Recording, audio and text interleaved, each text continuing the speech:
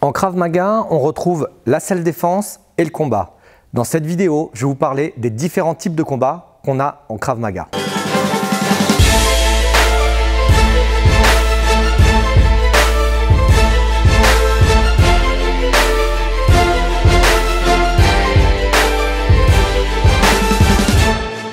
Bonjour, je m'appelle Emmanuel Ayache, je suis expert international en Krav Maga self-défense et l'auteur du livre Défendez-vous.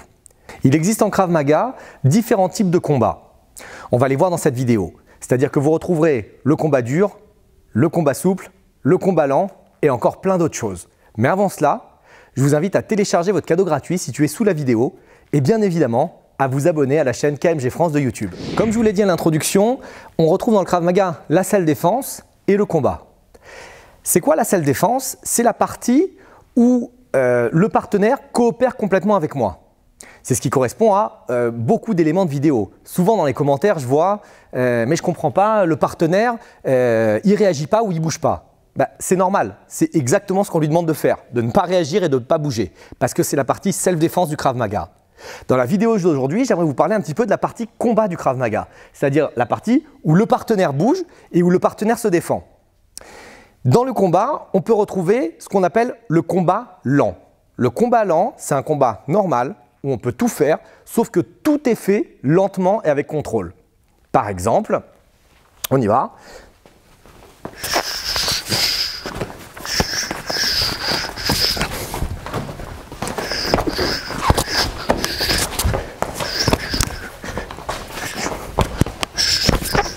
Ok. Donc, ce que vous pouvez voir, c'est que on va doucement, on se touche les deux, mais tout est fait avec contrôle. L'intérêt du combat lent, c'est de pouvoir faire certaines choses qu'on ne peut pas faire en combat rapide. Par exemple, saisir. Par exemple, essayer d'attraper un œil, appuyer sur l'œil. Par exemple, attraper les cheveux. Je ne pourrais pas le faire en combat rapide parce que les risques seraient trop élevés. Du coup, en combat lent, il peut y avoir des moments où on est ici, en corps à corps, où je viens essayer de chercher des trous pour frapper. Il peut y avoir des moments où ça va au sol. Il peut y avoir des moments de saisie. Okay, il peut y avoir certains coups de tête si jamais je vais tout doucement et je contrôle. Il peut y avoir des coups de coude. Mais je suis obligé d'aller lentement. Sinon, je vais blesser mon partenaire. Le deuxième type de combat qui existe, c'est le sparring. C'est ce qu'on appelle aussi le combat souple. Dans le sparring, on monte un petit peu le niveau. Et bien évidemment, on monte les règles. Si en combat lent, j'ai le droit de tout faire, d'appuyer sur ses yeux, d'aller chercher les cheveux, d'aller chercher la gorge, mais avec contrôle, en sparring, je ne vais pas le faire. D'accord ? Je vais toucher les parties génitales avec contrôle. Je vais faire très attention avec les frappes ici dans les genoux. D'accord ? Je peux le faire, mais avec contrôle. Et je monte un petit peu la vitesse. D'accord ? Donc si on est en sparring, go.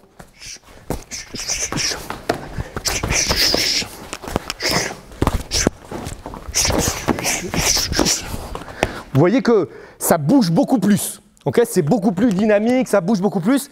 C'est quand même avec contrôle. Le sparring, il vous permet de vous préparer au combat. Le combat lent vous permet d'essayer beaucoup plus de choses, d'accord ? Et surtout de rentrer dans votre zone de confort. Parce que si vous allez directement sur le combat dur, ça ne va pas aller. Le sparring, il vous permet de commencer à aller dans cette direction sans pour autant vous blesser. Le troisième type de combat qu'on a, c'est le combat dur. D'accord ? C'est-à-dire qu'il va essayer de générer le maximum de puissance. Je vais essayer de générer le maximum de puissance. En général, sur un combat dur, on peut mettre des casques, on peut mettre des plastrons, on va mettre des gros gants et on va demander de taper maximum de puissance. Le but d'un combat dur, c'est d'essayer de ressentir un petit peu la peur du combat. D'accord ? C'est-à-dire l'angoisse qui est juste avant le « qu'est-ce qui va se passer ?» Souvent, les gens me disent « mais comment je vais réagir dans la réalité ?» Le combat dur, ça permet d'avoir ce moment-là de j'ai peur, il est là pour me frapper fort, moi aussi je veux frapper fort, qu'est-ce qui va se passer? Et du coup, comme on frappe fort, qu'est-ce qu'on fait? On met un maximum de protection. Un autre type de combat, et qui est essentiel pour notre travail, c'est d'intégrer des armes ou d'intégrer des limitations. C'est-à-dire que par exemple, je peux demander à Tony de prendre un couteau et on va se placer dans le cadre d'un combat souple par exemple, où il a une arme dans la main. D'accord?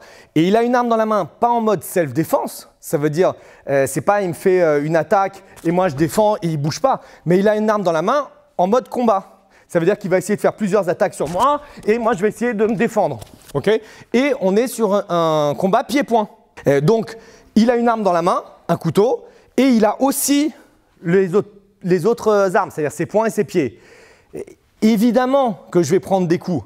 Évidemment qu'il va me toucher, mais le but de ce combat avec une arme en plus, c'est de se préparer et de driller les différentes réactions naturelles. Donc si on bosse un petit peu.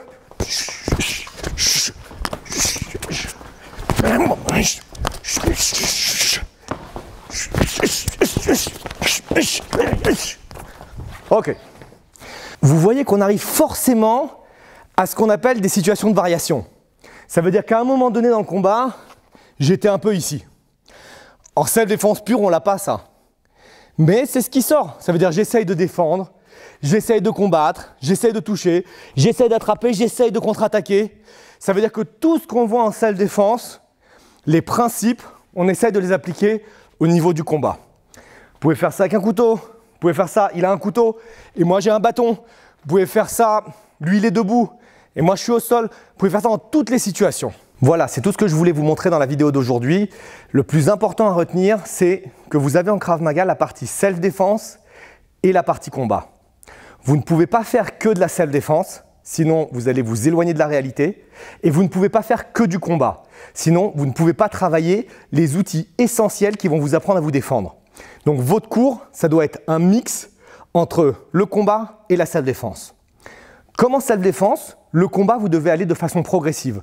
Je vous ai montré plein d'exercices dans cette vidéo, que ce soit le combat lent, le combat souple, le combat dur, le combat avec armes, sans armes, etc.